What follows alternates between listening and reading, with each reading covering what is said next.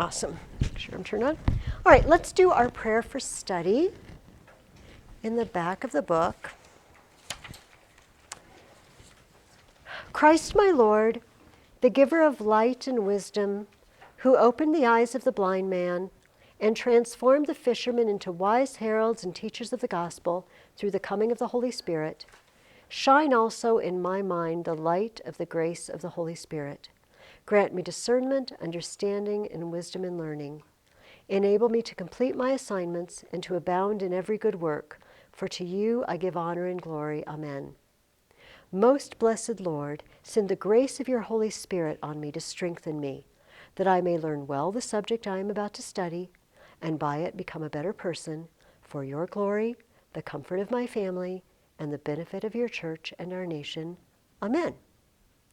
Okay, I believe you guys have some Frankenstein papers for me, and you're going to tell me whether or not he made a good call or a bad call on tearing up the wife.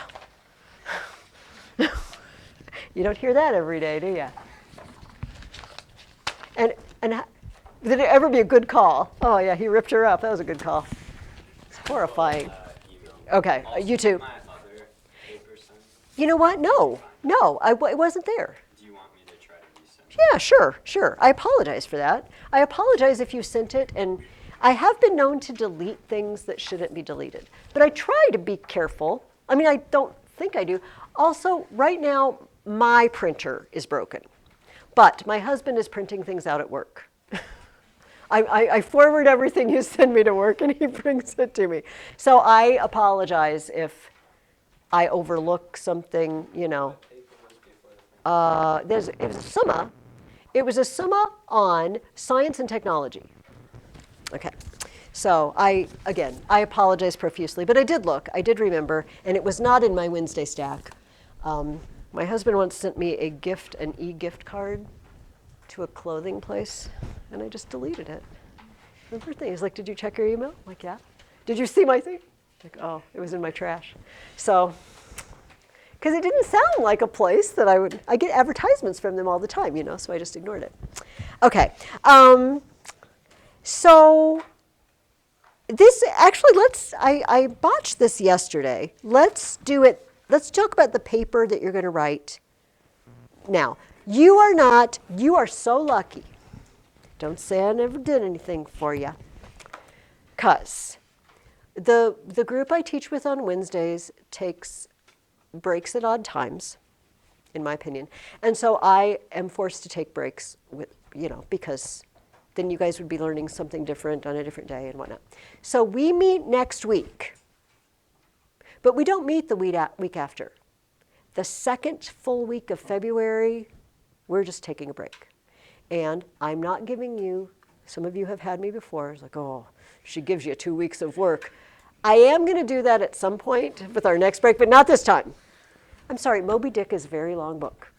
So you're just going to have to read extra over our break. But not this break, okay? So that means I'm going to give you a paper assignment, but it's due in 2 weeks, but really it's due in 3 weeks. Do you see what I mean? Because 2 weeks from now, we're not going to be here. So you actually have 3 weeks. I can't really make you write it this week because it's about Emma, and you haven't finished Emma yet. And that seems really mean, to make you write a paper on something you haven't finished. I'm not a monster. So that said, this is the way it's going to be. You're going to end up having 3 weeks on this. So everybody turn with me. And some of you have done this exact example with me before, but some of you haven't. It's on page 124 and 125. So let's take a look at this first. I am going to have you write for me an encomium or an invective. These are exercises that writers and speakers in training used to do for practice. This is a group of exercises called the progymnasmata. An encomium is saying good things about someone. An invective is the opposite, saying bad things about them. They're the biggest rotter on the face of the earth, and you're going to tell me why. All right? Encomium is there's an angel. Your job is to choose a character in Emma. And you are either going to praise them or find fault with them. You're going to do an encomium or invective. You have to do both, and you don't do both in the same paper. Let me make this very clear. If you're praising someone, don't say anything bad about them, even if you know bad things about them. Wipe it under the rug. It's just, we're not talking about that. If you are finding fault, don't bring out any of their good points. You want to make them sound like the worst person that ever walked the face of the earth. Okay? Sometimes we get confused on that. There's actually a set format, which is kind of nice because if I just say, oh, write good things about this person, you might, I don't really know what to say. So everybody look on page 124, the top of 124 in your reading guide. It says encomium. Now remember, if you're doing the opposite, the invective, you just do the opposite of all of these, right? Instead of praising these things, you say they're terrible. We start out with a prologue in which we introduce who we're talking about. I need to know who you're talking about. You may assume I know who this person is. In other words, you don't have to explain to me there's a book called Emma and there's this character called so-and-so. It's like you're giving a speech in praise or blame, you know. Of all the women in the world, Emma is the most beautiful and kindest-hearted and most well-meaning. Okay, and you can just assume I know who Emma is, or Mr. Knightley, or Mrs. Alton, or whoever you want to pick, okay? So the thing that's below this little outline is an actual ancient example. A writer, a rhetor named Aphthonius, wrote this in praise of the Greek historian Thucydides, all right? So let's take a look at what his prologue looks like, okay? He said, "It is right to honor those who have made useful discoveries for the good things they have provided, and to refer what they have brought to light back justly to those who disclosed it. So I will praise Thucydides, choosing to honor him with his own eloquence. It is a noble thing to honor all discoverers, but Thucydides above the rest, just as he discovered the finest thing of all. For it is not possible to find anything in existence superior to eloquence, nor to find anyone more skilled in eloquence than Thucydides." That's all his prologue. So I know two things. A, he's praising Thucydides. I actually know three things. A, the subject is Thucydides. B, he is praising him. C, he is focusing on his eloquence, his good use of words in his history. So something like this. If you have a bent towards flowery words, pull out all the stops. Go for it. Go for it. It does not have to sound like something that you would write today. If you can pile it on. Pile it on. I have some students that are particularly wordy, and I mean that in a really good way in this case. Not always, but in a good way. And if that's you, just heap it on, all right? Just like Aphthonius does. So I just need to know, basically, who are we talking about? Are you praising or blaming? Is there some, just spin it so that they sound amazing, all right? Okay, the next thing we're going to concentrate is their birth. In other words, where are they from? What is their homeland? Who are their ancestors? Who are their parents? Tell me what a wonderful heritage this person has. Or conversely, they're just from a whole family of lowlifes. Or, what if you have someone who's terrible, but they come from a really good family? This is also something to criticize. Even though they come from the best of families and they had amazing parents, they turned out to be the scum of the earth, you know. They wasted all of their benefits that they could have, gleaned from having a family like that. So you could pile it on. What happens if you don't know? Like we don't, Mrs. Alton, we're going to talk about her in a minute. She's a piece of work. We don't know, but we can guess things. We guess, the Hawkinses. She was Miss Hawkins, right, before. She goes on and on about her brother-in-law in Maple Grove and whatnot, which kind of tells me they're not super high class, but she's kind of a social climber.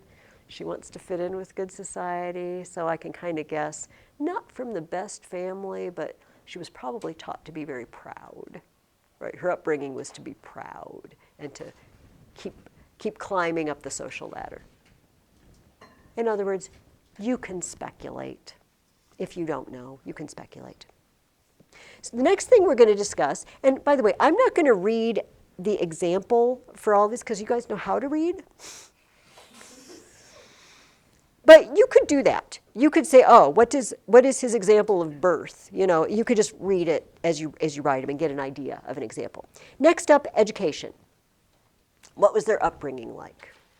Like Emma. We know a lot about Emma's upbringing. We know she's from a high-class family, but we know her mom has been gone for a long time. We don't know how long. She had a governess, but she had a really good governess, apparently, who's taught her social skills and niceties and things like that. Next, we concentrate on their achievements. Achievements come in three categories. Achievements of soul. In other words, virtues, character, strengths of character. Virtues of body, beauty, strength, speed, any physical characteristics they have. And achievements of fortune. We wouldn't consider these achievements at all because they're given to you, but they're wealthy, they're noble, we'll call them achievements, even though they were just given. Does that make sense to everybody? So it doesn't have to be, oh, we just praise them for their beauty.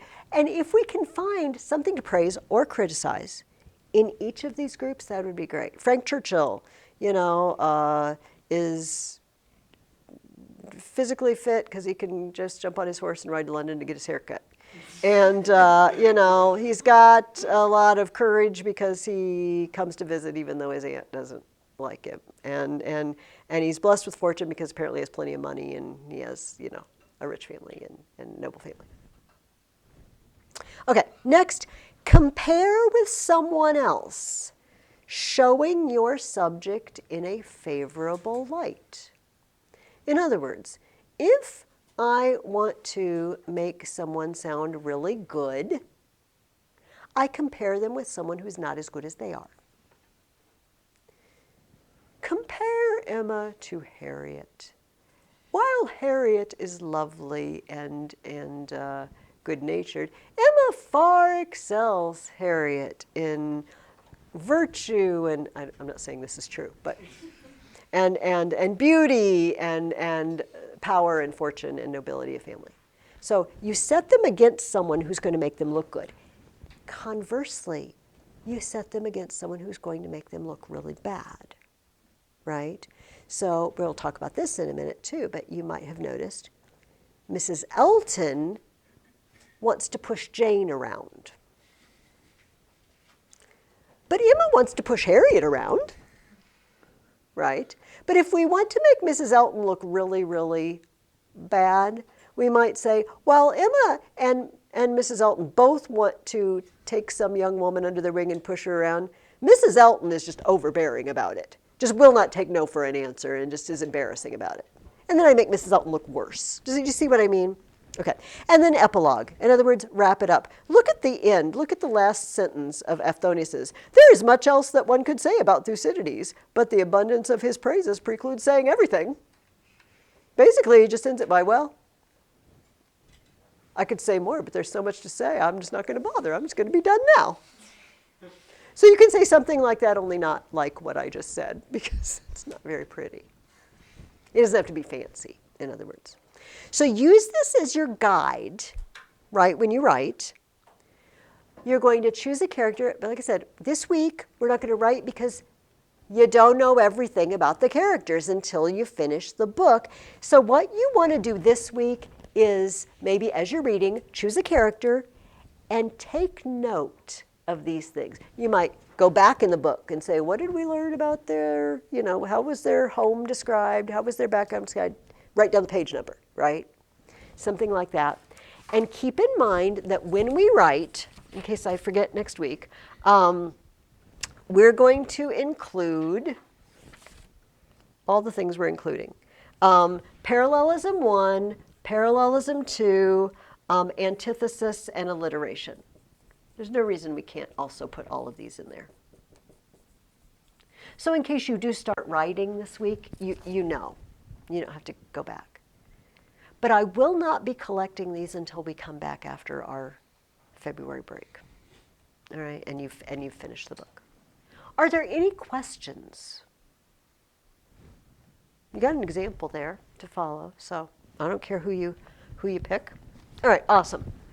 If questions arise, we can address it next week. All right, let us. Yes. Are we only allowed to choose one of them? Yes. The idea is that you're just choosing one. Although, when you do the section where you're comparing them, you could compare them to someone else in the book, or it doesn't have to be someone in the book. If you want to compare Mrs. Elton to Hitler, I feel like she would look good in that case. That was probably not a good choice. She's overbearing and pushy, but she's not invading Poland pushy. Yeah, so it's probably not good. But it could be a character in another book. Would be awesome.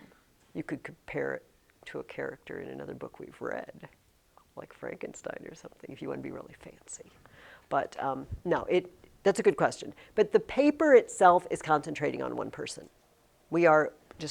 It's all about that person, except when we compare them to someone else to show how good they are or how rotten they are. Yes? So are we supposed to write it like how the other, like have different paragraphs for each? Yeah, you know what? The way that's divided, spaces in between, you don't have to put spaces in between. I would start a new paragraph for each one. If you start a new paragraph, I'll know, okay, this is their education part. This is their, whatever achievements part, if you start a new one. I don't know that you need a separate paragraph for achievements of soul, achievements of body, achievements of fortune, but that's a very good question. But if you do start a new paragraph at each section, it's not customary to leave spaces like that between, but in business writing, I think people do now.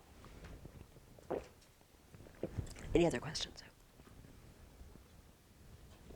All right, awesome. Let's take a look at a poem on page 123 by Walt Whitman. Walt Whitman is another one of our American poets, like Longfellow.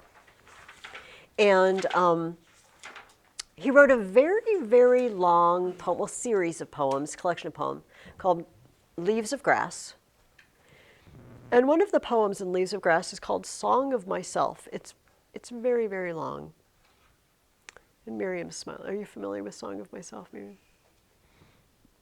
It's exactly what you would think a poem called Song of Myself.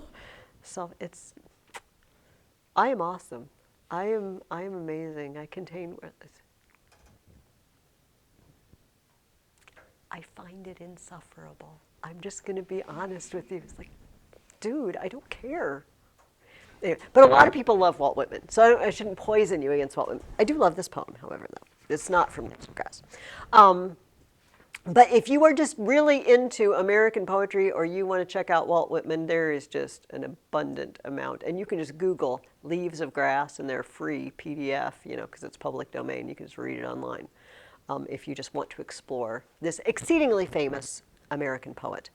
But I did not choose Song of Myself because it would have been 20 pages in here. I picked a short one. Here's what I'm going to do. I'm going to read it. Are any of you already familiar with this poem? Okay.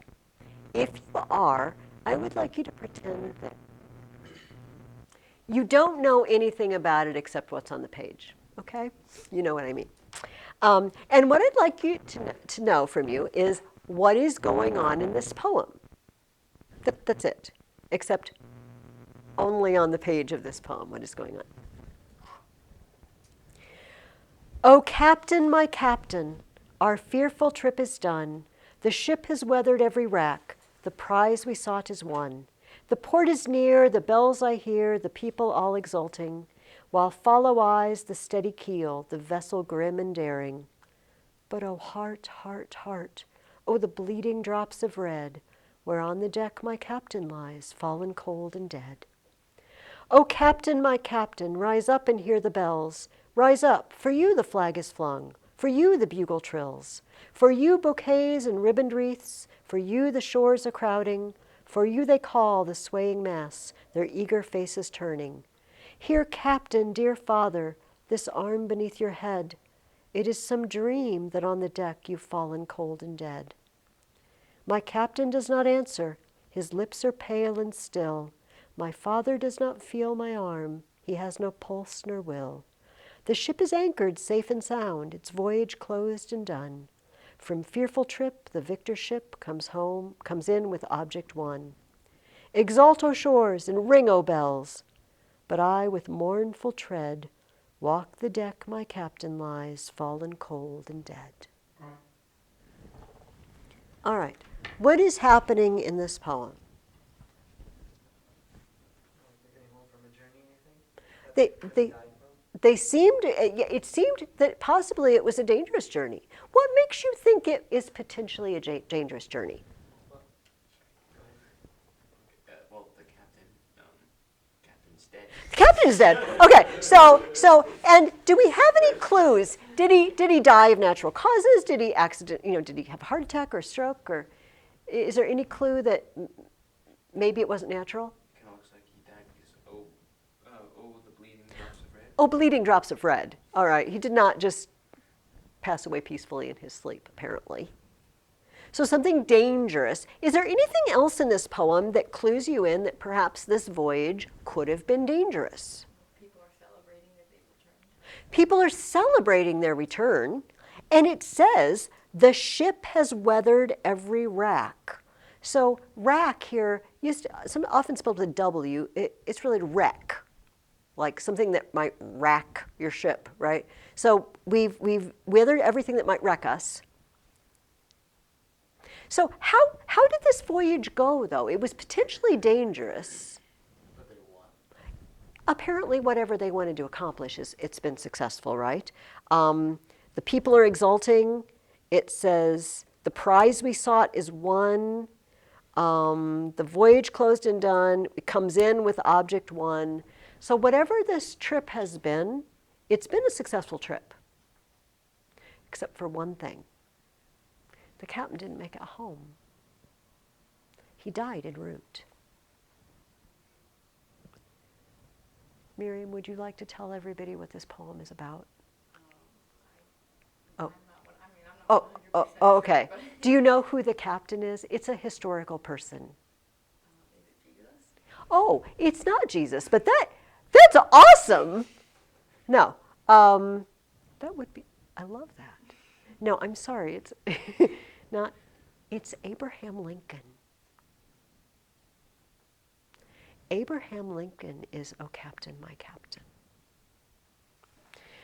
Walt Whitman loved Lincoln and was very distraught when he was assassinated.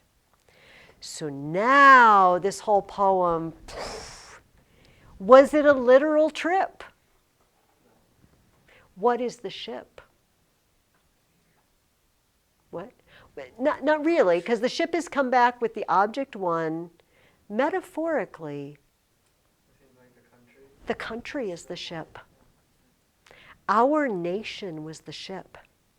And we made it back into port with object won. We didn't split in two. It was horrible. It was a horrible 4 years. But we've weathered every rack. And the prize we sought is won. But our captain lies dead. It's a charming, very moving poem. And may I add, highly, highly memorizable.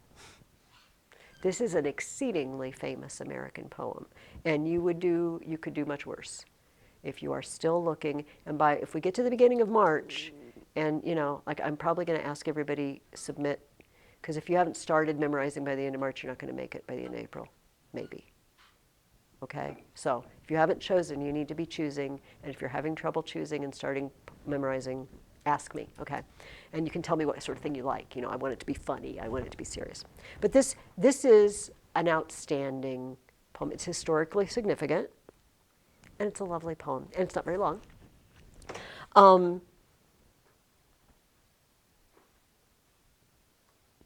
Yeah, I guess that's all I have to say. Walt Whitman was a Northerner. He was a New Englander. And it was a great tragedy for our country that Lincoln didn't live to put the country back together again. We'll be talking much more about this in the next few weeks. After we finish Emma, we'll be reading Huckleberry Finn. And we're also, while we read it, we're going to read 3 speeches by Lincoln. So this kind of tells you where we are in history. We're at 1865, right, with Walt Whitman. Jane Austen's a little earlier than that, right? But we're well into the 1800s. Okay. Please read this poem again at least once this week, if not more than once, now that you know what's going on in the poem, what it's really about.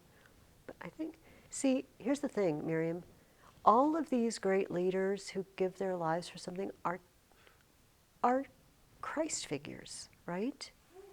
Who lay down their lives. I mean, he didn't willingly lay down his life. It was taken from him, but still, he put himself in a position where this could happen, and he made enemies. And so whenever somebody steps up, have you guys ever seen, just one more aside, have you guys ever seen photographs, because you know we have photographs, of Lincoln when he took office in 1860 and before he was shot? Have you ever seen 2 pictures compared? Guys, he looks like he's 20 years older. It was hard on him, what they had to do during the war, right? The pressure, it aged him so severely. You could Google that. That would be an interesting, probably trustworthy thing on the internet. Don't always know, but probably fairly trustworthy. Okay. Before we start talking about Emma, I would like to look at our document about etiquette. All right, and I hope you read it. There's another one for next week, and I want you to read these. I'm not going to read the whole thing, but this one's about conversation. By the way, this is also from Miss Leslie's behavior book for young ladies. But it applies to the gentlemen, too. She starts out by saying, conversation is the verbal interchange of thoughts and feelings. To form a perfect conversationist, many qualifications are requisite. There must be knowledge of the world, knowledge of books, and a facility of imparting that knowledge, together with originality, memory, and intuitive perception of what is best to say and best to omit, good taste, good temper, and good manners. Now I'm afraid to have a conversation with anyone. Good enough for Miss Leslie. She's set the bar pretty high. But, of course, you don't have to answer this. This is what they call a rhetorical question. But perhaps sometime in your life you may have spoken with someone who was less than interesting to talk to. Let's not name names. Maybe it's me. I don't know. If so, please don't tell me. But you know, if somebody just only talks about one thing, that's not very much fun for everyone else, right?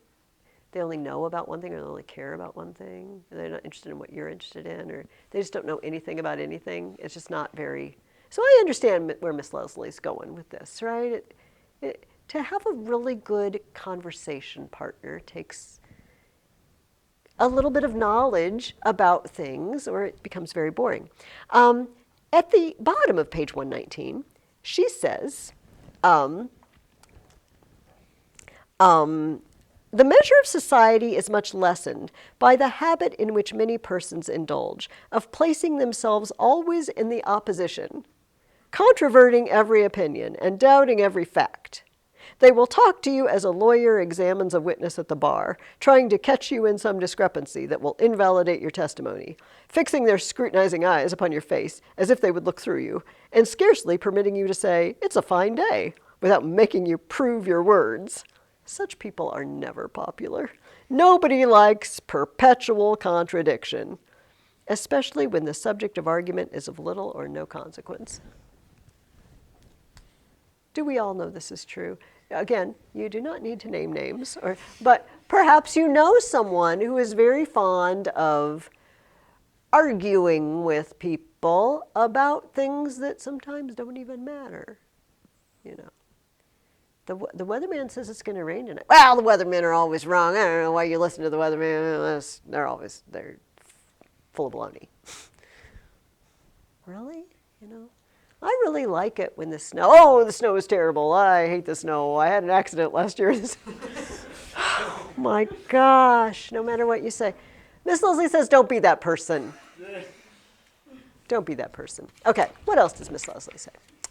On the next page, she says, and I find this very interesting at the top of page 120, unless he first refers to it himself, never talk to a gentleman concerning his profession. At least do not question him about it. She goes on to say, you don't want a physician. Physician can't expect him to tell him about all your patients or, even worse, diagnose your illnesses, right? Hey, doctor, this rash here. You want to? No, do not do that at a dinner party. Or don't ask a lawyer about his cases. Don't ask him what they do for a living. It says, every American is supposed to be capable of conversing on miscellaneous subjects, and he considers it no compliment to be treated as if he knew nothing but what the Scotch call his breadwinner. What, do you think I don't know anything about except doctoring? I'm cultivated. I can talk about other things. I don't want to talk about doctoring all the time. Now, here's why I find this amusing. Today, when we meet someone new, what is generally the first question we ask people? What they do. What do you do for a living? It's our get acquainted question. We go straight to it. And I think it's really interesting that 150 years ago, it was, guys, don't go there.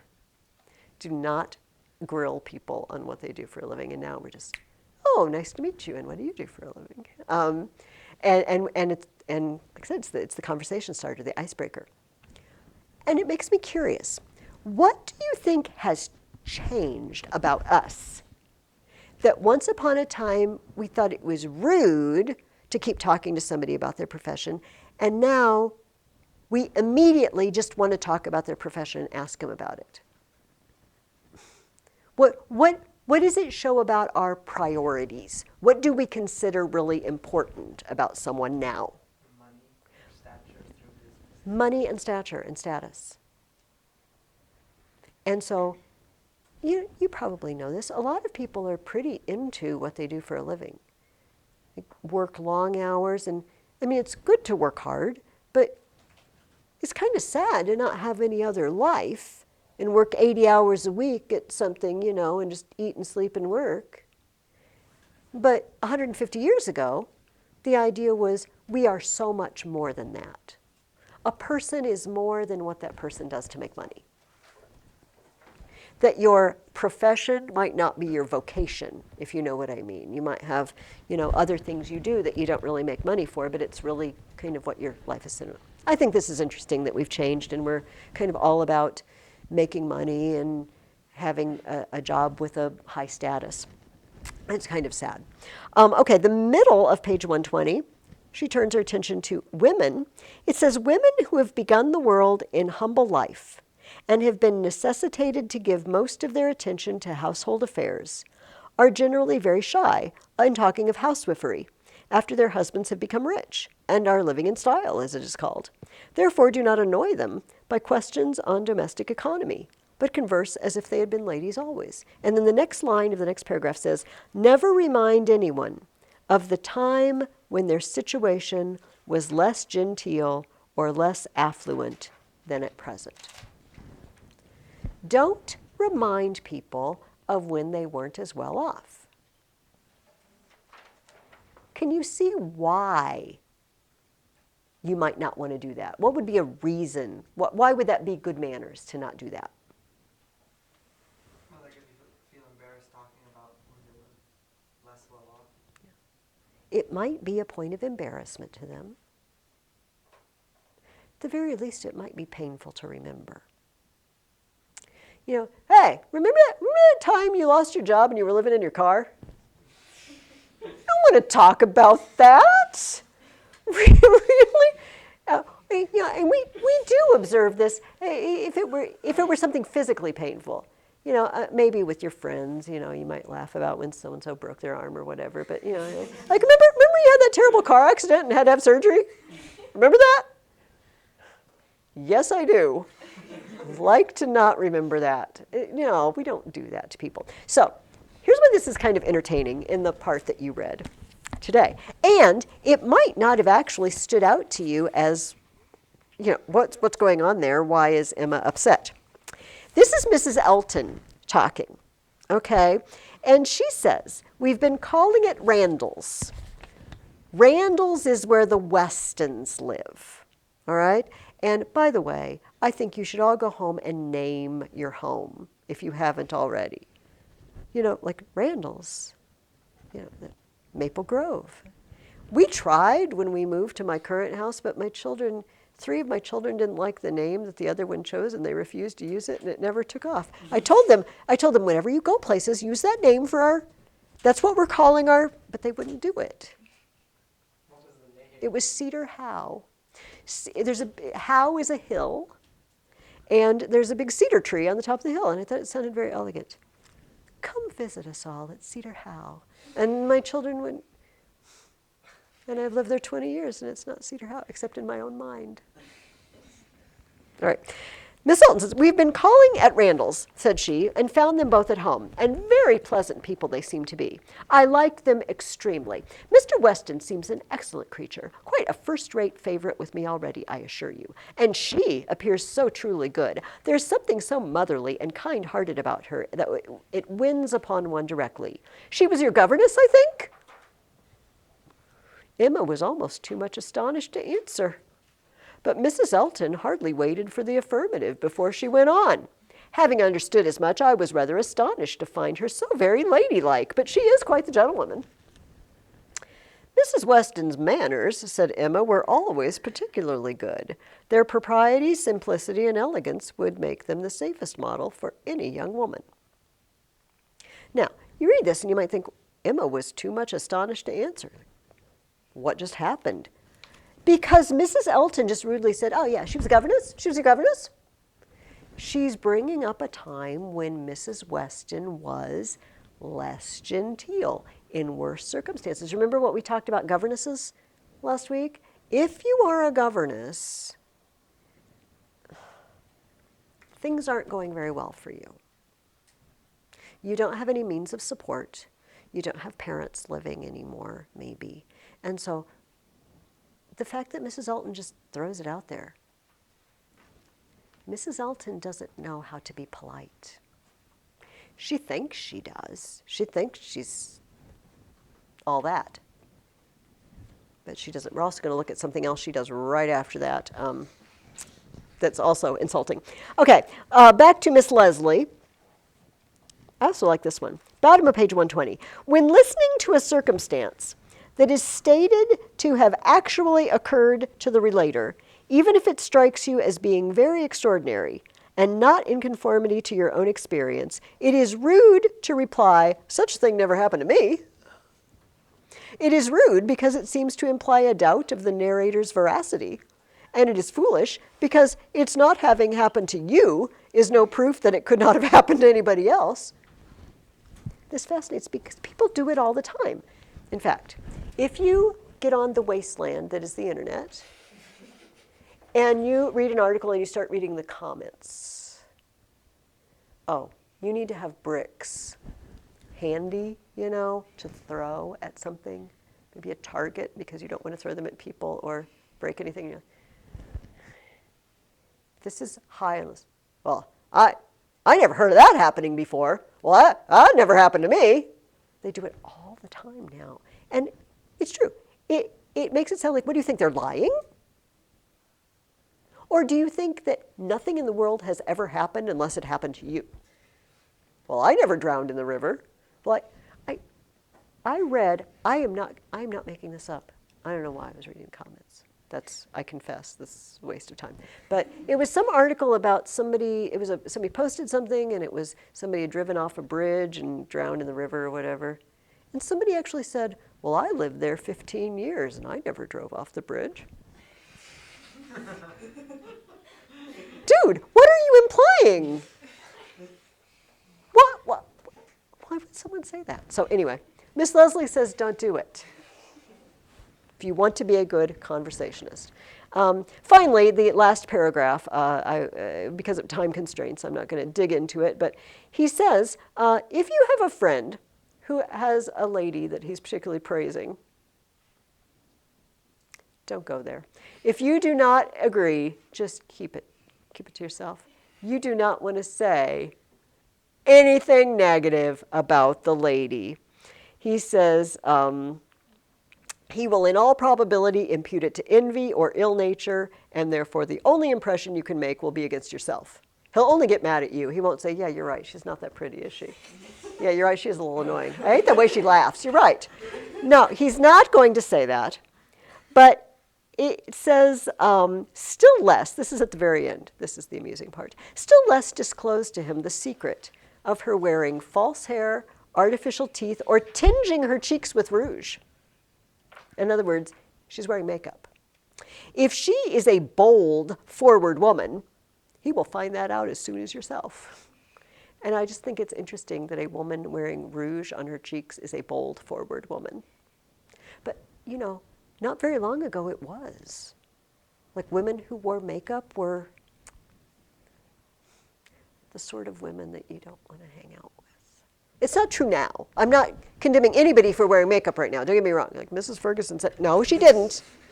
I said, but it wasn't very long ago that a woman wearing makeup was a sign of being not so high class, you know. So you're like, if you happen to know she wears a wig or she, you know, uses a little eyeliner, don't tell him. He'll find out soon enough. Okay, anyway. So this week we're all going to work on being good conversationists. We're going to not contradict people or bring up times when they were less fortunate. Okay. Let us take a look at chapters 21 through 37. Let us start with Frank Churchill. Just to remind you, Frank Churchill is Mr. Weston's son. And what has Frank not done previously that a lot of people thought he should have done sooner? Come and visit. He doesn't live super close. Remember, he lives with his uncle and aunt. But he hasn't been to visit his dad in a really, really long time. And then his dad got married, and now he has a new stepmom, and he's not come to pay his respects and meet her and everything. He just hasn't come. So right off the bat, a lot of people think, oh, what's up with Frank Churchill? He's not very polite. He doesn't treat his dad very well. They might think that. But we have two main people that have opinions of Frank Churchill. Let's start with Emma. What is Emma's opinion of Frank Churchill? That she thinks well of him. She kind of likes him, thinks that he's a good gentleman. Yeah, he's a good guy. Yeah, he's quite the gentleman. In fact, it even goes so far that towards the end of your reading, she suspects she's in love with Frank Churchill. I think that maybe I'm a little bit in love with Frank Churchill, maybe. Now, I didn't plan to be in love with anybody, but I think this might be what it feels like. And I don't know that it's irreparable, but I think I might be in love with Frank Churchill. Okay, here's some examples of her opinion. Emma watched and decided that with such feelings as were now shown, feelings that Frank Churchill was showing about Highbury, it could not be fairly supposed that he had been ever voluntarily absenting himself, that he had not been acting a part or making a parade of insincere professions. He is really not to blame that he hasn't come to visit. Emma felt herself so well acquainted with him that she could hardly believe it to be only their second meeting. He was not exactly what she had expected. Less of the man of the world in some of his notions, less of the spoiled child of fortune, and therefore better than she had expected. His ideas seemed more moderate, his feelings warmer. We like him. And one more. Emma found that his visit hitherto had given her friend, which is Mrs. Weston, only good ideas of him. Mrs. Weston was ready to say how attentive and pleasant a companion he made himself, and it goes on. What is Mr. Knightley's opinion of Frank Churchill. He thinks he's like immature. Yeah. What a moron. What a he's very puerile, immature. It starts, well, first of all, before he ever came, I'm not going to look up these sections, but this was in previous reading. Mr. Knightley was saying things like, I don't know why he doesn't come to visit. He's a grown man. He may not be that old, but he's a grown man, for crying out loud, and he could say to his aunt and uncle, I'm going to visit my dad, and that's the way it is because it's the right thing for a son to do, and he could go. But Frank finally comes to Highbury, and then he almost immediately leaves and goes to London to get his hair cut. Really? Now it's only 11 miles to London. But still, the point is, you couldn't wait, or you couldn't do that before you came. Your dad has been waiting to see you all this time, and then you're here for 24 hours, and then you go get your hair cut? Really? So Emma says, well, nobody's perfect. You know, everybody's got their little quirks. However, there was one person among his new acquaintance not so leniently disposed. In general, he was judged, throughout the parishes of Donwell and Highbury, with great candor. Liberal allowances were made for the little excess, going to get his hair cut, of such a handsome young man, one who smiled so often and bowed so well. But there was one spirit among them not to be softened from its power of censure by bows or smiles, Mr. Knightley. The circumstance was told him at Hartfield, the circumstance of his going to get his hair cut. For the moment he was silent. But Emma heard him almost immediately afterwards say to himself, over a newspaper he held in his hand, just the trifling, silly fellow I took him for. She had half a mind to resent it, but an instant's observation convinced her that it was really said only to relieve his own feelings and not meant to provoke, and therefore she let it pass. Later on, they are at a dinner party with the Coles. You might remember, Mr. and Mrs. Cole are middle class, not highest society, but they wanted to have a dinner party, and they invited the best people, and Frank Churchill came, and Emma came, and Mr. Knightley came. And Frank Churchill and Jane were singing. She was playing the piano, and they were singing. But Frank just kept saying, oh, one more, oh, this would be a good one, that would be a good one, until Jane's voice is kind of giving out. Mr. Knightley grew angry. That fellow, he said indignantly, thinks of nothing but showing off his own voice. This must not be. And touching Miss Bates, who at that moment passed near, Miss Bates, are you mad to let your niece sing herself hoarse in this manner? Go and interfere. They have no mercy on her. So he thinks Frank just wants to show off. He doesn't care about Jane. He's supposed to show off his singing voice. He doesn't think about anybody else. This is Mr. Knightley's opinion. Now, question. We already mentioned it sort of once here. Is there a reason that Emma might be favorably disposed towards Frank Churchill? Willing to make allowances, desiring to see the good in him. Because she decided that if she was to marry him. Yeah, because I might have a little crush on Frank Churchill. Also, when she talks to Frank, does Frank agree with her or disagree with her most of the time? Yeah, there's one, okay, when they're checking out they want to have a dinner party, right? They want to have a ball. Do you remember this? And they're checking out a place, the Crown, which is a place, like a public, like an inn sort of thing, where they have a big meeting room and they could have a ball.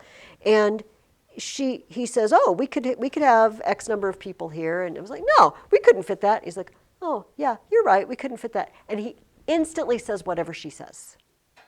But then he immediately goes back to his other thing. He says, but you know, we could have this many people. And just, no, we said we couldn't. It's like, oh yeah, that's right. And he just agrees. It reminds me a little bit of Harriet Smith, who said, whatever you say is always right. Even though it's not. And Frank is a little bit like that around Emma. Like, oh, yes, Emma, absolutely, you're right, Emma. Yes, that's the way it should be. And does Emma like that sort of thing? Yeah, she really does, doesn't she? She doesn't like to be contradicted. I know Miss Leslie told us not to run around contradicting people, but sometimes people need to be contradicted, right? If you're doing something that's not good for you or someone else, and Mr. Knightley doesn't contradict her every time he sees her, but he does contradict her when she needs it. So, yeah, so Emma may have reasons that Jane Austen hopes will pick up on, you know, to be favorably disposed towards Frank Churchill, but Mr. Knightley has no reasons whatsoever. Okay, let's move on. What is Emma's reaction to Mrs. Weston's insinuation that Mr. Knightley may be interested in Jane Fairfax? Okay, so they're having dinner. I think it's the dinner at the Coles. And Mr. Knightley has sent his carriage around for Jane Fairfax. So she doesn't have to walk and go out in the cold, which is a very nice thing to do. And Mrs. Weston says, oh, I noticed that. She says, the more I think of it, the more probable it appears. In short, I've made a match between Mr. Knightley and Jane Fairfax. See the consequence of keeping you company. This is now I'm matchmaking. What do you say to it? What does Emma say to it? No. She's shocked, like, you can't do that. Yeah. Did she just say, oh, I don't know? No, She's like, he's not to me. no way, no way. She's very vehement. Mr. Knightley and Jane Fairfax, exclaimed Emma. Dear Mrs. Weston, how could you think of such a thing? Mr. Knightley? Mr. Knightley must not marry. You would not have little Henry cut off from Donwell. Oh, no, Henry must have Donwell. Remember, Donwell is Mr. Knightley's estate, and Henry is his nephew. Do you remember? Mr. Knightley and Emma share nieces and nephews. Mr. Knightley's brother is married to Emma's sister, and Henry is their oldest. If Mr. Knightley has no descendants, little Henry will own Donwell sometime. I cannot at all consent to Mr. Knightley's marrying. I am sure it is not at all likely. I am amazed that you should think of such a thing.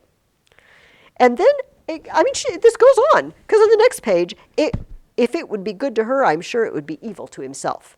A very shameful and degrading connection. How would he bear to have Miss Bates belonging to him, to have her haunting the Abbey and thanking him all day long for his great kindness in marrying Jane? So very kind and obliging, but he always had been a very good neighbor. And then fly off through half a sentence to her mother's old petticoat. And it goes on and on. Now, I'm not going to answer this question, but I'm just going to ask you to think about it. Why might she be reacting this way? She likes Maybe. Mr. Knightley himself. Maybe. If so, does she know it?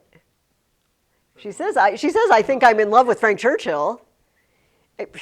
But the very thought of him marrying anyone, particularly Jane Fairfax, are you kidding me? Like, no, Mr. Knightley must not marry. And she gets worked up about it. A little more than worrying about whether my nephew is going to inherit Donwell, it seems like to me. Yeah. And then she says it again on the next page, actually. It says, her objections to Mr. Knightley's marrying did not in the least subside.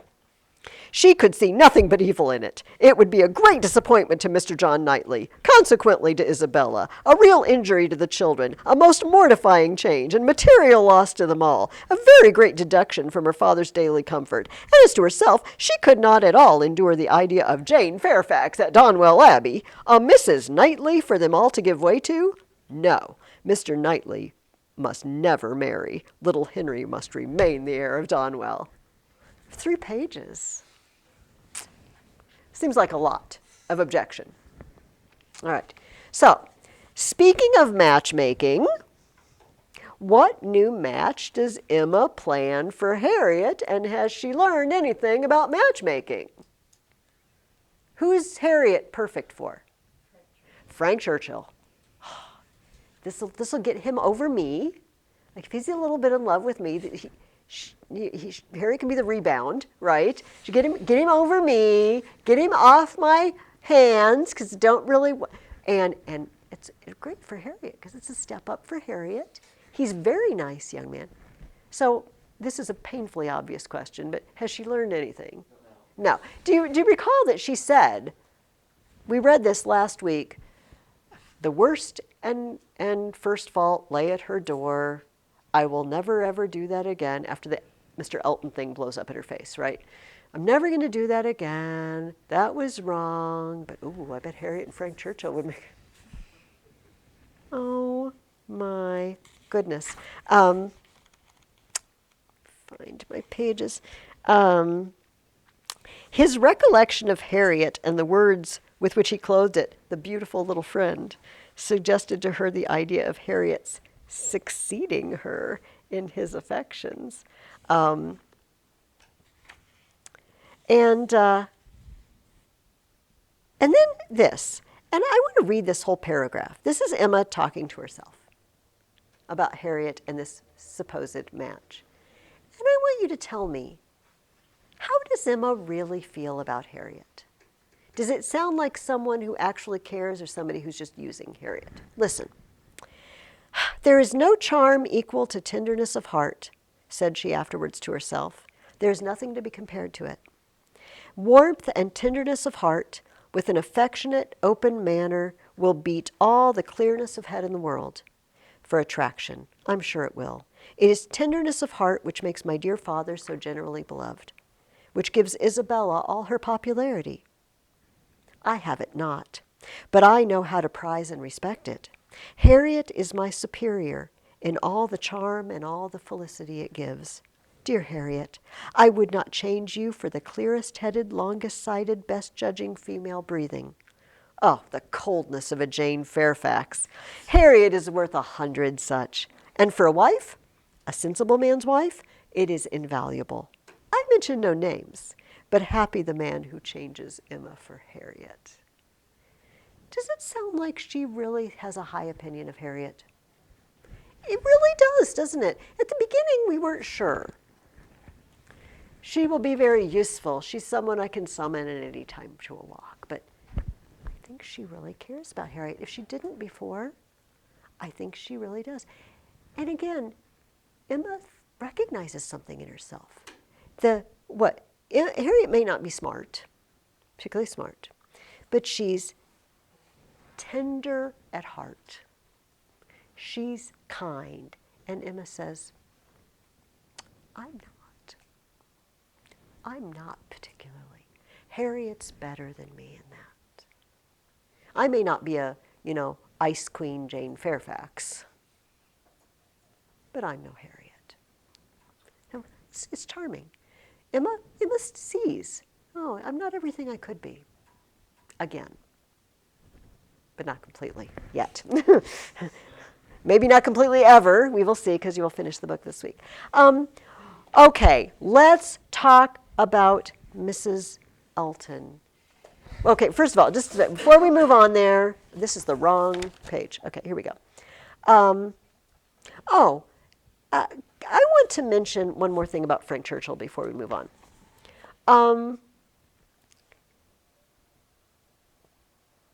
When they're talking about the dinner party, they're actually talking of having it at the Westons at Randall's. And they're discussing if they could open up a passageway and have kind of join two rooms into one, like make a big ballroom out of two rooms, and they could go through the hallway. And Frank says they should do it. And Mr. Woodhouse is there talking about it, and he's afraid there's going to be a draft. Now, remember what Mr. Woodhouse is like. He's all hyped up about people's health, which is sort of charming. I don't know. But he says it's for Emma. Emma's going to feel the draft. Oh, no, said he. It would be the extreme of imprudence. I could not bear it for Emma. Emma is not strong. She would catch a dreadful cold. So would poor little Harriet. So would you all. Mrs. Weston, you would be quite laid up. Do not let them talk of such a wild thing. Pray do not let them talk of it. That young man, speaking lower, and he means Frank Churchill, that young man is very thoughtless. Do not tell his father, but that young man is not quite the thing. He has been opening the doors very often this evening and keeping them open very inconsiderately. He does not think of the draft. I do not mean to set you against him, but indeed he is not quite the thing. Now, okay. Is it 100% sure that the draft is going to make them all sick? Do we think Mr. Woodhouse is a little bit of a hypochondriac and over the top? Probably. But if you know someone feels strongly about something and you just ignore their feelings, even if you don't think their feelings are reasonable, is that very kind? You know, see, it's really not, is it? This is hard because we've probably all done it. Well, that's a stupid thing for them to think. I'm not going to listen to that. But we really shouldn't say that, I suppose. We should think, how can I, what did Miss Leslie say and John Henry Newman? You know, not put obstacles in someone's way, not cause them pain. Opening the doors over and over and leaving them open and setting up this ballroom situation is distressing to Mr. Woodhouse, whether we think it should be or not. It's really beside the point. So Mr. Woodhouse recognizes and kind of confirms Mr. Knightley's opinion, right? He's not quite the thing. He's not quite the gentleman that he makes out to be because he really doesn't think about other people's feelings. Actually, before we talk about Mrs. Elton, I want to talk about one more thing that gives us a clue about Frank Churchill.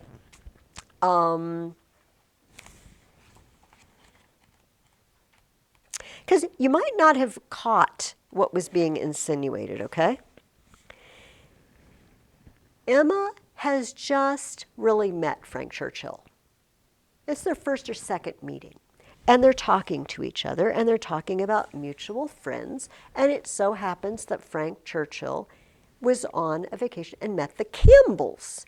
The Campbells with whom Jane Fairfax grew up. Now, let's remember what happened there. Jane Fairfax's dad died. He was in the military. And Colonel Campbell took her in because her family was not wealthy and sort of as a tribute to her father. And she has grown up with Miss Campbell, the Campbell's daughter.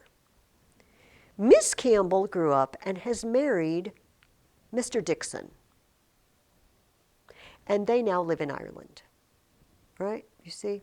So, and they were traveling, and that's why Jane came to Highbury to stay with her aunts. So everybody follow that, okay? So Emma asks Frank, oh, tell me about the Campbells. And so you knew them. You met him, and they're talking about it. And Frank asks if she'd ever heard Jane Fairfax play the piano. And of course, Emma's like, oh my gosh, nobody talks of anything except Jane's wonderful. Ever hear her? Repeated Emma. You forget how much she belongs to Highbury. I have heard her every year of our lives since we both began. She plays charmingly. You think so, do you? I wanted the opinion of someone who could really judge. She appeared to me to play well. This is Frank talking. That is, with considerable taste. But I know nothing of the matter myself. I am excessively fond of music, but without the smallest skill or right of judging of anybody's performance. I have been used to hear hers admired, and I remember one proof of her being thought to play well.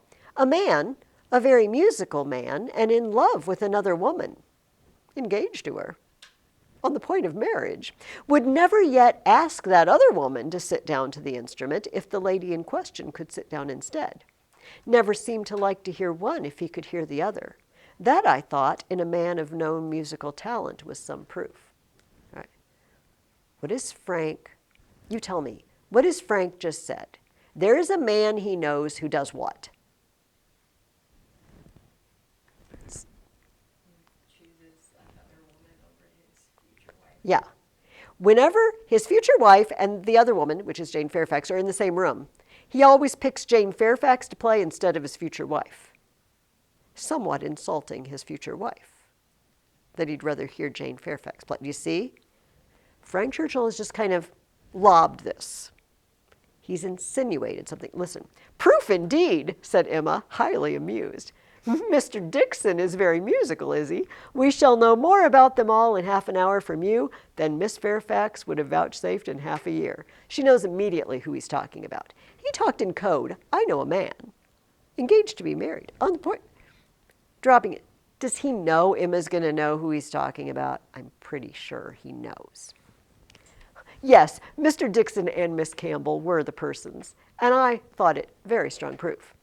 Emma answers, certainly very strong it was, to own the truth. A great deal stronger than if I had been Miss Campbell would have been at all agreeable to me. I could not excuse a man's having more music than love, more ear than eye, a more acute sensibility to fine sounds than to my feelings. How did Miss Campbell appear to like it? And so they talk about this further. What are they insinuating? I mean, we just said it, but take it to the next step. He always prefers to hear Jane play instead of his fiancée, now wife.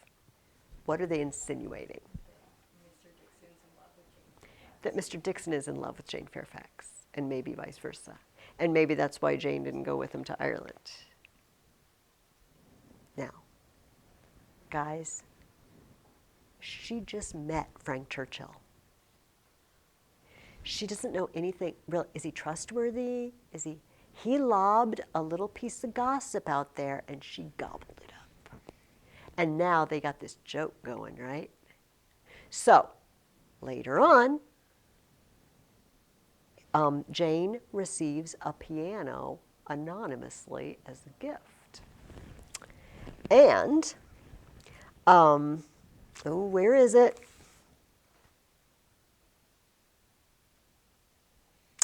Oh, I don't know if I'm going to be able to find it. Oh, shoot. They started up again. I'm probably not going to be able to find it.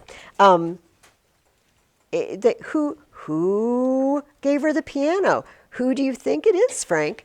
And he's like, oh, maybe Colonel Campbell? And they're like, oh, maybe. Maybe Mr. Dixon? Mr. and Mrs. Dixon? It could be. Or what about just Mr. Dixon? And so they have this little gossip. They're insinuating this romance. Some guy that she doesn't really know. Is he gonna tell other people that they talk about this? It's questionable. And Jane Austen's readers would know it was questionable. But Emma doesn't find it questionable. She just falls right into it. Okay, that's enough of Frank Churchill. Let's talk about Mrs. Elton because, oh my goodness. All right, what kind of person is Mrs. Elton? Give me some adjectives. A little bit bossy. She's bossy, vain, demanding. These are good adjectives. What? Proud. Ignorant. And she doesn't realize how much so. She likes to talk a lot. And she really, really talks. Now, Miss Bates also likes to talk. What difference is there between Mrs. Elton and Miss Bates? They have one trait in common. They're rather talky. Do they have any differences that seem notable? One of them, Mrs. Elton, she breaks a lot of manners while she's talking compared to. Okay, she says, Mrs. Elton says offensive things. For example, we already saw that she talked about Mrs. Weston, the time when she was a governess. And, what page was that on? Because it was the same, 256. This is the same conversation where she's just been at Randall's and she's such a gentlewoman, blah, blah, blah. And,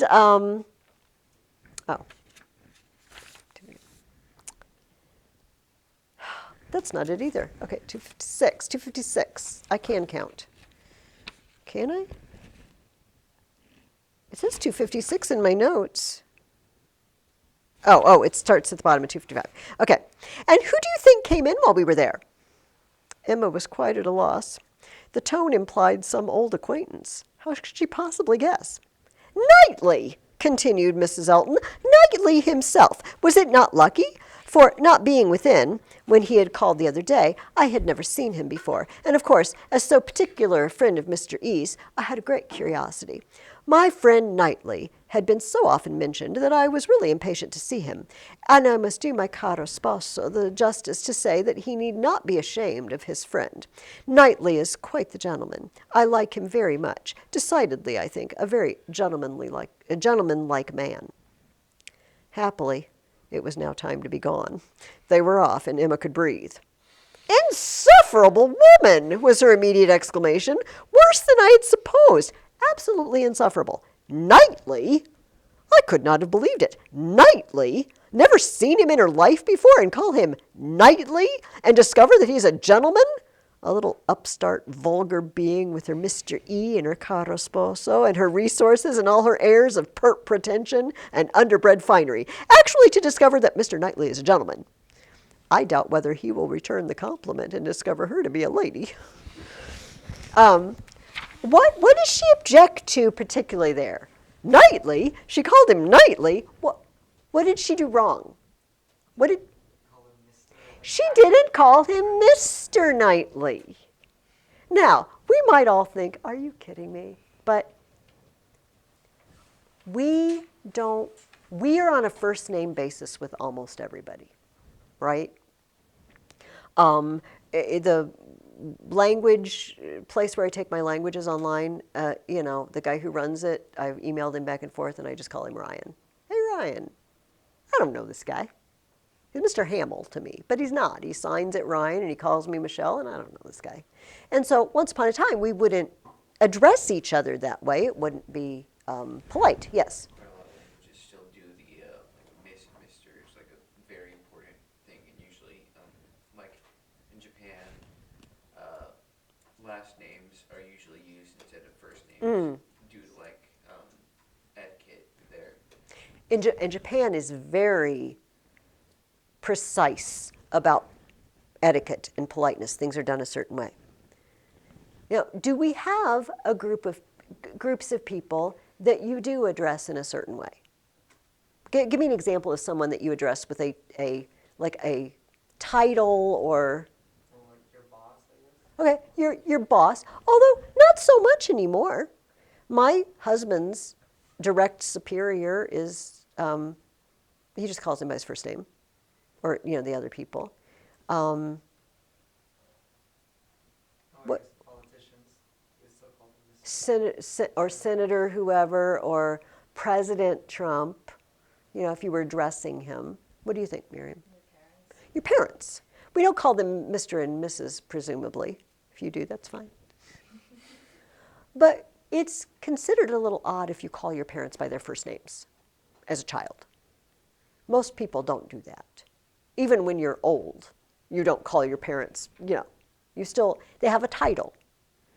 Mom, dad, whatever, or whatever, mother, whatever title you use in your family. Your doctor. People don't usually say, hey, and just, you call him doctor whoever. You call the doctor and call him doctor whatever. And also teachers. You guys tend to address me as Mrs. Ferguson as a sign of respect. So we do have areas of people that we retain that, but the areas used to be much bigger, Anybody you didn't know well, for example, Emma, when she's talking about, she calls her Miss Fairfax. Calls her Miss Fairfax, except when she's talking to, Mr. Knightley or whatever. And they grew up together. And she still refers to her with a title. So this is what Mrs. Elton has done. So back to circling around to our original thing. So Miss Bates talks, but she doesn't cause pain, except the pain of somebody who might not want to hear her talk anymore. She says nice things when she talks. She's always grateful or, so excited about something. But Mrs. Elton is sort of a sneering. And what does she like to talk about a lot? I think we mentioned this earlier. Herself and things connected with her. And there's a particular thing that's connected with her. Maple Grove. I just want to just strangle yourself if she's going to mention Maple Grove one more time. Oh my gosh. So her sister is married to a guy named Mr. Suckling. And Mr. Suckling's estate is called Maple Grove. That is his name. It's unfortunate for him. So, because he sounds, I want to say pig, a suckling pig after the word suckling. So, talking about Mr. John Suckling in Maple Grove, and oh, this reminds me of Maple Grove. This is just like Maple Grove. Oh, they have a carriage like this at Maple Grove. Oh, would you like me to bring the carriage from Maple Grove? Oh, when I was at Maple Grove.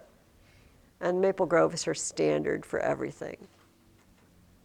Do we suspect that Mrs. Elton grew up in exceedingly high-class circumstances, or maybe not so much? Maybe not so much. And what's a clue?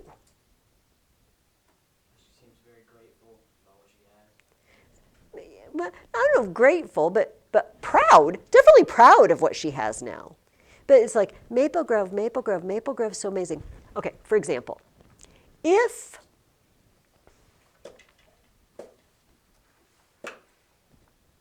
you grew up a millionaire and had your own fleet of ponies, this is probably not fleet, but you know what I mean, and you thought that was normal, that was just normal for you, would you probably run around telling everybody about your fleet of ponies if everybody you knew had a fleet of ponies and it was just normal? You didn't know people didn't grow up like that. You probably wouldn't. But she's just on and on. Oh, they have this special carriage at Maple Grove, and they have this and that at Maple Grove. It kind of makes me feel like she didn't grow up with those things. Do you see what I mean? It's very subtle. She doesn't say it. It's the impression I get from her going on and on and on about it. Emma was not required by any subsequent discovery to retract her ill opinion of Mrs. Elton. Her observation had been pretty correct. Self-important, presuming, familiar, ignorant, and ill-bred. She had a little beauty and a little accomplishment, but so little judgment that she thought herself coming with superior knowledge of the world and to enliven and improve a country neighborhood. I'm going to go into Highbury and raise the standards there, except you're not. Now,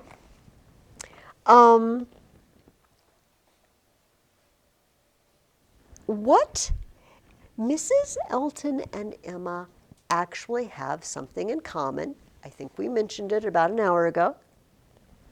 What do they both want to do? Push someone around. Push someone around. Except I don't think either of them would say it that way. They want to take some unfortunate girl under their wings and better their situation. Emma's doing it for Harriet. Who's Mrs. Elton going to do it for? Jane Fairfax. She says, Jane Fairfax is absolutely charming, Miss Woodhouse. I quite rave about Jane Fairfax. A sweet, interesting creature, so mild and ladylike, and with such talents. I assure you, I think she has very extraordinary talents. I do not scruple to say that she plays extremely well. I know enough of music to speak decidedly on that point. Oh, she is absolutely charming. You will laugh at my warmth.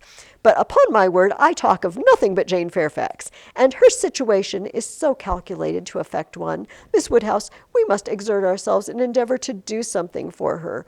We must bring her forward. Such talents as hers must not be suffered to remain unknown. Don't you think Emma could have said something very close to that? We must bring her forward about Harriet. Such talents of hers must not be suffered to remain unknown. Do you think Emma knows that she's like Mrs. Elton at all? Don't think so. Now, is Jane like Harriet? In other words, do you think these stories are going to have the same end? We know what happened in the Harriet story. Cluelessly, she was tried to be set up with Mr. Elton, and it exploded on them, and it went south, and Harriet was very, very hurt. Do we think the Jane Fairfax, Mrs. Elton story is going to end the same way? And why or why not? Is there anything about Jane that is the same or different as Harriet? It seems like Jane makes up her mind a little more than Harriet.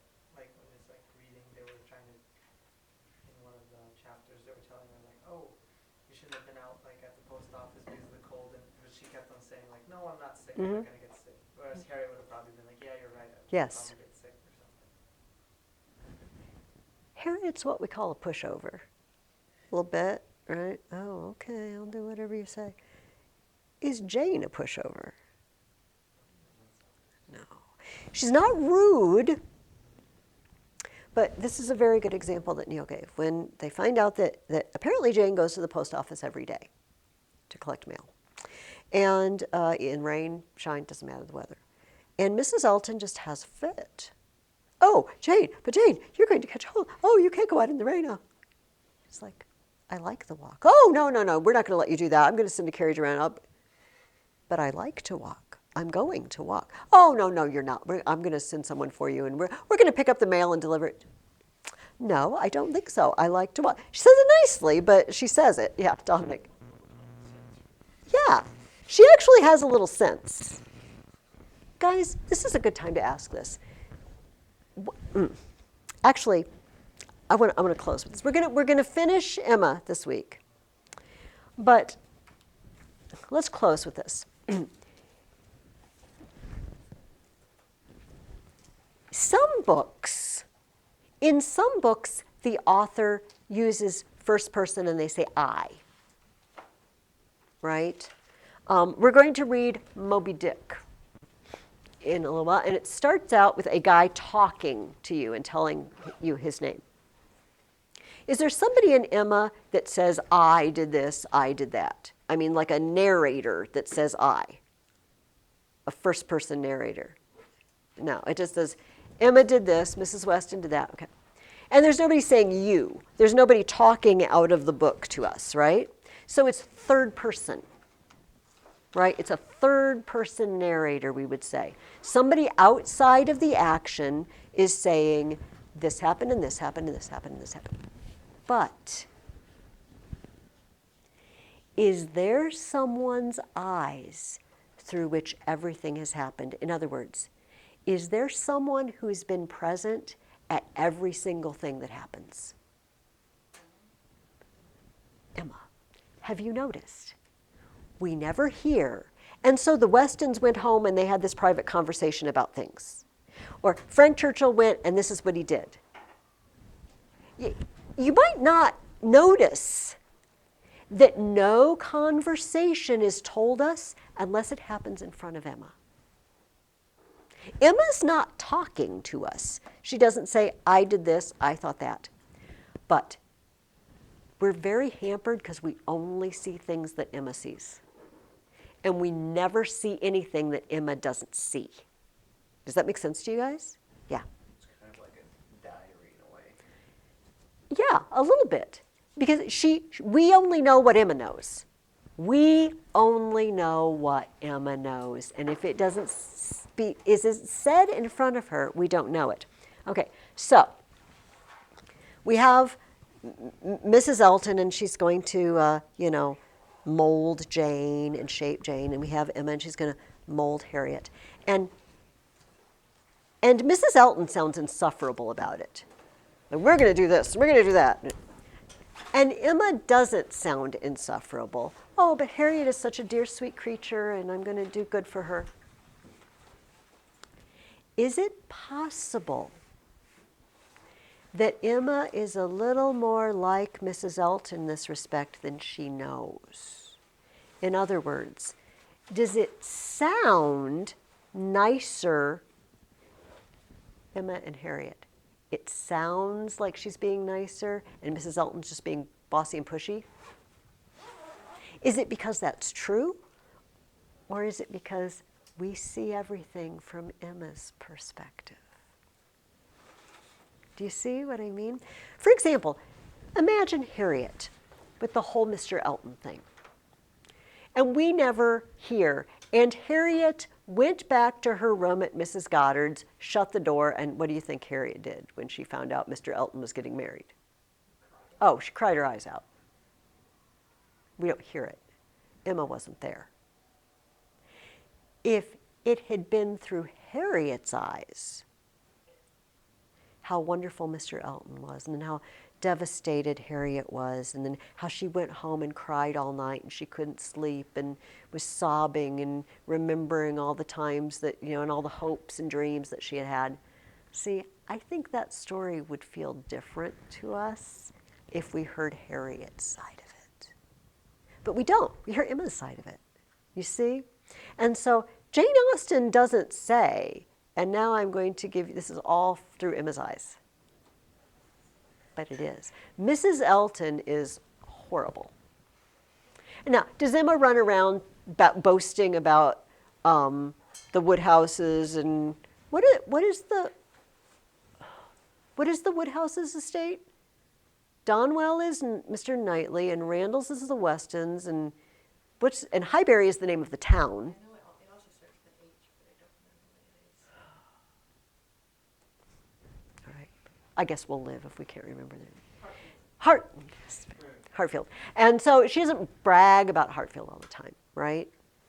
So she's not like Mrs. Elton in that, but pushy, manipulative, maybe a little more than she realizes, maybe a little more Mrs. Elton mixed in there than she realizes. Okay, I want you guys to be choosing a character that you're going to either praise to the skies or blame horribly. And as you're reading, jot down things that fit into that outline of things you could praise someone or blame someone for. Jotting down the page number of a particular, episode is good because you can use specific examples. I want you to finish Emma, and I want you to read "Oh, Captain, My Captain" at least one more time. And that is it. Are there any questions? Are we good? All right, those of you who are sick at home, I hope you are well soon, and I'll see everybody next week. All righty, bye-bye.